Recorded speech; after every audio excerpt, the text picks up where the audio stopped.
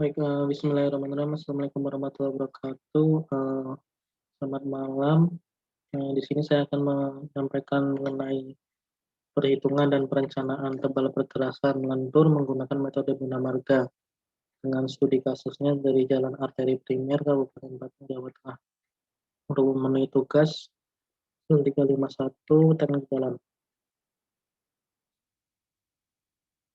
Perkenalkan, nama saya Reza Muhammad Fatah dari Teknik Sipil dan Lingkungan 55.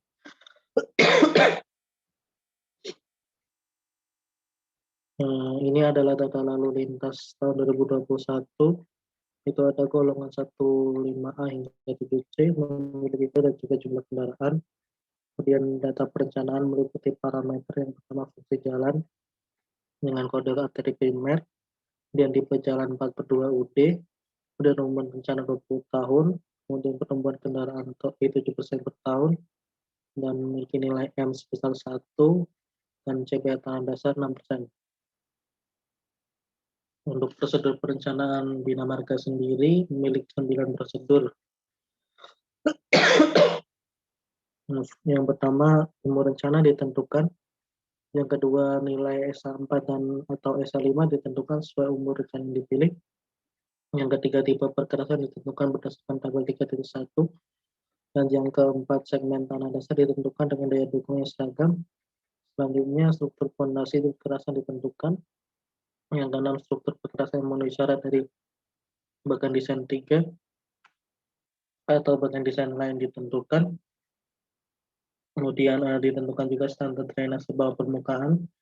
Dan yang kedelapan, ditetapkan kebutuhan daya dukung atau perkerasan, dan yang terakhir ditentukan kebutuhan pelapisan atau sealing bahu jalan. Yang kita masuk ke prosedur pertama, yaitu umur rencana ditentukan. Untuk bina marga ini mengacu pada tabel bina marga, yaitu tabel 2.1, umur rencana perkerasan jalan baru atau UR, dengan jenis perkerasan lentur, elemen perkerasan lapisan aspal dan lapisan berbutir dengan umur rencana 20 tahun. Untuk prosedur nomor 2, yaitu nilai SA4 dan atau SA5 ditentukan sesuai umur rencana yang dipilih. Untuk Kabupaten Batang sendiri terletak di Pulau Jawa ya. Jadi pada tabel 4.4 ini kita memakai nilai-nilai yang ada di Pulau Jawa dengan beban aktual dan beban normal meliputi VDF 4 dan juga VDF 5. Kemudian untuk nilai LHR atau lalu lintas harian rata-rata dihitung LHR tahun 2024, yaitu 3 tahun setelah pembukaan jalan dengan rumus LHR 2021 dikali 1 plus I pangkat 3, dan LHR tahun 2028 dihitung 7 tahun setelah bangunan jalan dengan rumus LHR 2021 kali 1 plus I pangkat 7. Kemudian untuk menghitung nilai faktor pengalih pertumbuhan lalu lintas atau R menggunakan rumus 1 plus 0,1 I pangkat UR min 1 dibagi 0,1 kali I. Untuk UR sendiri ditentukan antara 2 dan 18 atau 3 dan 17. Yang selanjutnya adalah nilai faktor DD dan DL yang ditentukan. Yang pertama, faktor distribusi lajur atau DL. Mengacu pada tabel 4.2 bina marga, faktor distribusi lajur DL dengan jumlah lajur setiap arah pada studi kasus tadi adalah 2, memiliki nilai 80% kendaraan niaga pada lajur desain. Dan juga nomor 2, faktor distribusi arah atau DD. Untuk jalan 2 arah, faktor distribusi arah DD umumnya diambil 0,5. Sehingga asumsi yang digunakan menggunakan nilai DL dan DD adalah 80% dan 0,5. Kemudian ini adalah rumus ESA atau kumulatif lintasan substansial ekivalen, dengan ESA sama dengan sigma LHR atau jumlah lintas harian rata-rata tiap jenis kendaraan niaga dikalikan VDF atau faktor ekivalen beban, kemudian dikali 365 yaitu dalam 1 tahun. Kemudian DD yaitu faktor distribusi arah dikali DL atau faktor distribusi lajur dikali R atau faktor pengalih pertumbuhan lalu lintas kumulatif. Ini adalah contoh perhitungan. Saya mengambil dari jenis kendaraan 7A mode 1.22 Diketahui LHR 2021-nya pada soal 790 dan nilai I-nya 0,07. Sehingga LHR tahun 2024 berdasarkan rumus tadi didapat 914,7823 dan juga LHR tahun 2028 1.204,326.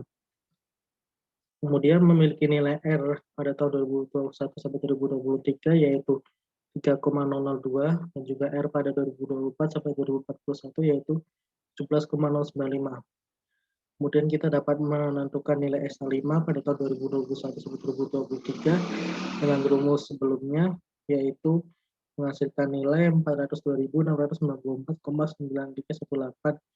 Kemudian SA5 pada tahun 2024 hingga 2041 menghasilkan nilai 3.005.866,092.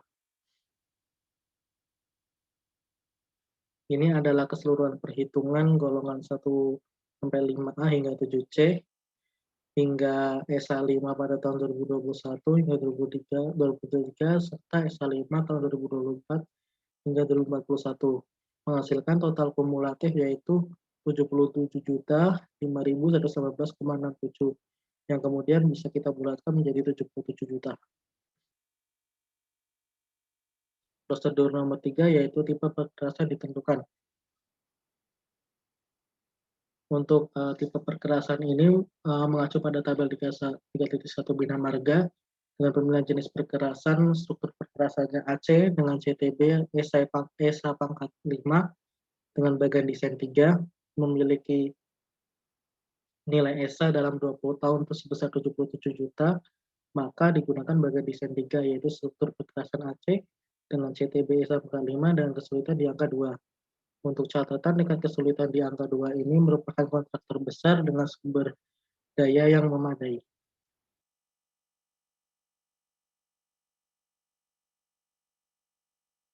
Kemudian untuk prosedur nomor 4 yaitu nilai segmen tanah dasar ditentukan. Untuk pada studi kasus awal nilai CBR 6%. Berdasarkan tabel Bina Marga 6.1 pada musim hujan dan tanah jenuh memiliki faktor penyesuaian sebesar 0,9. Sehingga untuk CBR desain 0,9 dikali 6% sebesar 5,4%. Kemudian nomor 5 ada struktur fondasi ditentukan. Untuk struktur fondasi ini mengacu pada bagian desain 2, desain fondasi dan jalan minimum. Untuk nilai CBR 6% ini mendapatkan kelas kekuatan tanah dasar SG6 dan tidak diperlukan lagi perbaikan lagi. Kemudian untuk prosedur nomor 6, struktur perkerasan yang memenuhi syarat harus ditentukan. Dengan berdasarkan tabel 5.1 Bina Marga, yaitu tinggi minimum tanah dasar di atas muka air dan muka air banjir, memiliki kelas jalan sesuai perencanaan jalan raya dengan tinggi tanah dasar 600 mm yaitu tanah dasar normal, kemudian memiliki 500 mm tinggi tanah dasar di atas muka air banjir dengan asumsi banjir 50 tahunan. Kemudian prosedur nomor 7 yaitu standar drainase bawah permukaan ditentukan. Mengacu pada tabel 5.2 koefisien drainase M untuk tebal lapis berbutir, kita menggunakan kondisi lapangan untuk pemilihan M yang sesuai yaitu nomor 2, sehingga memiliki koreksi tebal lapisan agregat dengan rumus tebal perhitungan dibagi M yaitu 40 plus 60 plus 105 plus 150 plus 150 dibagi nilai M-nya 1 menghasilkan nilai 525 mm. Untuk prosedur selanjutnya yaitu prosedur nomor 8, kebutuhan daya dukung tepi perkerasan ditentukan. Untuk prosedur nomor 8 ini mengacu pada tabel 8.1 yaitu ketebalan lapis daya digital dan hamparan, yaitu bisa dilihat di bagian tebal yang diperlukan untuk mulai dari 30 sampai 50 hingga 1 sampai 200 untuk bahan ARSWC hingga kerikil lahar. Kemudian ini ada gambar lanjutan dari sebelumnya yaitu dukungan tepi perkerasan memiliki kemiringan 1:3 untuk tanah lunak CBR lebih besar dari 3%, juga memiliki drainase bawah permukaan pada segmen super elevasi, memiliki perkerasan, perbaikan tanah dasar dan juga lapisan penopang. apabila diperlukan. Ini, prosedur nomor 9 yaitu kebutuhan pelapisan bahu jalan ditentukan. Oke, berdasarkan asumsi dan perhitungan analisis prosedur 1 sampai 8, kita bisa diperoleh data sebagai berikut, yaitu CBR tanah dasar sebesar 5,4%, beban gandar kumulatif 20 tahun 77 juta ESA, kemudian struktur perkerasan lajur utama memiliki keterangan ACWC sebesar 40 mm, ACBC 60 mm, ACB 125 mm, kemudian CTB 150 mm, dan fondasi agregat kelas A 150 mm. Kemudian untuk beban rencana bahu jalan, yaitu nilai 10% dari gandar kumulatif 20 tahun, sehingga dihasilkan 7,7 kali 10 pangkat 6. Ini untuk bagian desain nomor 7, yaitu perkerasan tanpa penutup beraspal dan lapis permukaan bertipis. Berdasarkan perhitungan tadi kan dihasilkan nilai SA-nya 77 juta. Jadi dari 77 juta ini atau 77 kali 10 pangkat 6 ini ditarik garis ke atas hingga CBR desain 5,4%, kemudian ditarik ke kiri sehingga didapat nilai ketebalan material granular sebesar 460 mm. Berdasarkan analisis dari prosedur 1 sampai 9 tadi, dapat disiapkan fondasi yang sama dengan lajur utama, maka diperoleh juga daya dukung fondasi perkerasan bahan laju ekuivalen CBR 5,4%. Kemudian untuk berdasarkan bagan, untuk beban 77 juta ESA dan CBR 5,4%, diperlukan penutup sebesar 460 mm menurut grafik tadi. Jadi untuk tebal total perkerasan lajur utama 525 mm ini lebih besar dari 460 mm, sehingga tebal minimum perlu perkerasan bahu jalan. Untuk LFA kelas S memiliki tebal 225 mm, dan juga LFA kelas A memiliki tebal 300 mm. Ini ada contoh perkerasan jalannya ya, menggunakan program AutoCAD. Kita bisa melihat di mana bahu jalan dan juga perkerasan lajur utama, kemudian dimensi dari LFA kelas S, LFA kelas A, dengan kedalaman total 525 mm, dan juga struktur ACWC hingga LFA kelas A. Sekian dari saya, kurang lebihnya mohon maaf. Wassalamualaikum warahmatullahi wabarakatuh.